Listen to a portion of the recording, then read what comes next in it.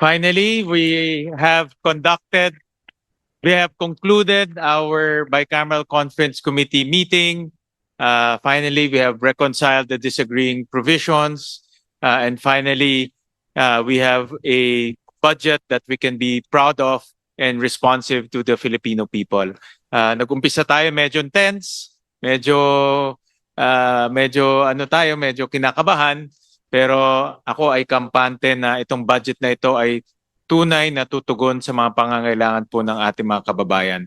At ang higit sa lahat, itong budget na ito ay corruption-free at higit sa lahat, wala nang overprice at higit sa lahat, ito po ang budget na magiging nasasabi ko standard for transparency. Lalong-lalo na marami ho tayong inilagay doon na magiging available sa ating mga kababayan. So maraming salamat, Chair Mika Sonfing. Thank you very much, Sen. Win, and to our distinguished senators, of course, to my colleagues in the House panel.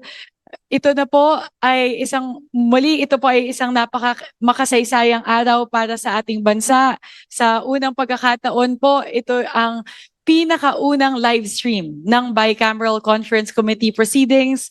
Ito po ang ating paninindigan na totoo yung sinasabi ng Kongreso at ng Senado na gusto na po naming buksan yung tabing sa usapin ng budget. And I hope now that our kababayans were able to see firsthand kung gaano po namin pinaghirapan yung pagbuo ng budget na ito. Officially, our BICAM has run for 6 days. We started last December 13.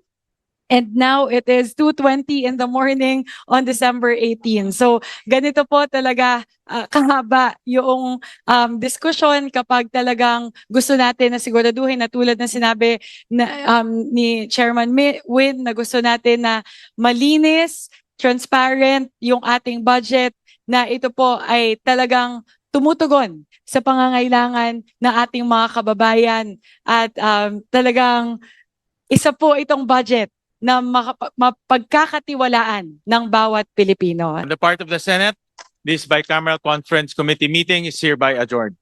On the part of the House, this bicameral conference committee hearing is hereby adjourned.